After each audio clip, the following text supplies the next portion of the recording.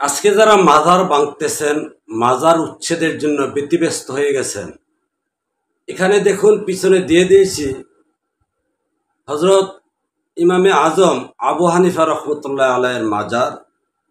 এই দেখুন মাজার যে উঁচু করা আছেন, অথচ বাংলাদেশের অধিকাংশ মাজার উঁচু করা, এবং বাংলাদেশের অধিকাংশ মুসলমান হানাফি মাজাবের মুসলমান। আপনারা যদি বাপের বেটা হয়ে থাকেন, আজ থেকে বাংলাদেশে স্লোগান তুলুন, আবু হানিফা রহমতুল্লাহ আলাইহির মাজার ভেঙে ফেলতে হবে।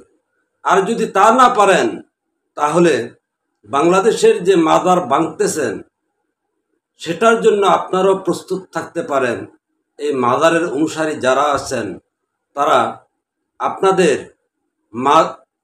মসজিদ এবং মাদ্রাসা ভাঙার জন্য তারাও স্লোগান উঠাবে।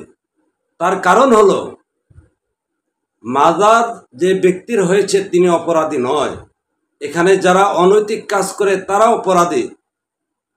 আর মসজিদ কিংবা মাজার যেমন দোষী নয়, তেমনি মাদ্রাসাও দোষী নয়।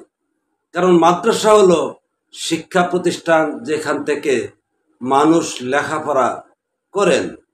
তো সুতরাং সেই মাদ্রাসার ভিতরেও অসংখ্য অনৈতিক কাজ হচ্ছে, যা অনেক শিশু বাচ্চাদের প্রাণও চলে যাচ্ছেন। সেটার জন্যে আপনারা যে বিরোধিতা করতেছেন, পক্ষান্তরে এই মাজারপন্থীরাও আপনার বিপক্ষে অবস্থান নেবে এবং আপনাদের মাদ্রাসা ভাঙার জন্য কিন্তু প্রস্তুত হবেন। কথায় আছেন, ক্ষেতের ইটা ক্ষেতেই ভাঙে, লাইলে তুলে ভাঙে না। আপনি যদি একজনকে অহেতুক অন্যায়ভাবে কোনো আঘাত করেন, সেটা কিন্তু আপনি পাবেন। তো সুতরাং মুসলমান ভাই ভাই, মুসলমান একে অন্যের জন্যে দরদ থাকার কথা, মায়া থাকার কথা, মমতা থাকার কথা। তার বিপক্ষে আজকে মাজার ভেঙে, মাজার অনুসারী যারা আছেন, সফিবাদের অনুসারী যারা আছেন, তাদের শত্রু তো অনায়াসে আপনারা হচ্ছেন।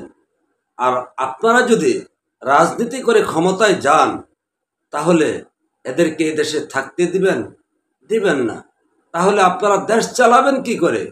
আপনারা যেহেতু আপনাদের বাইকে সাথে রাখতে পারতেছেন না, সেখানে হিন্দু, বৌদ্ধ, ইহুদি, খ্রিস্টান আছে, তাদেরকে আপনারা কি করবেন? কিন্তু সেটার প্রতিবাদ আপনাদের কাছে যেমন নেই, সেটার বিচার আপনাদের কাছে নেই। সুতরাং আপনারা নিজেরাও নিজেদের বিচার করতে যে অক্ষম, সেটারে প্রমাণ দিয়েছেন। কিন্তু তার জন্য প্রস্তুত থাকতে হবে, তার রিয়াকশন পাবার জন্য। কারণ বাঙালি যে কোনো অবস্থায় যে কোনো অন্যায়ের প্রতিবাদ করে বা দাঁড়ান। ভালো থাকবেন। আল্লাহ হাফেজ।